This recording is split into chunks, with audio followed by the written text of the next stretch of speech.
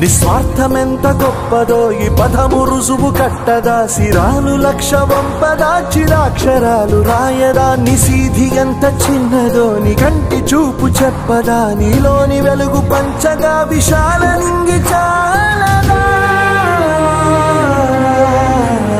మనుష్యులందు నీ కథా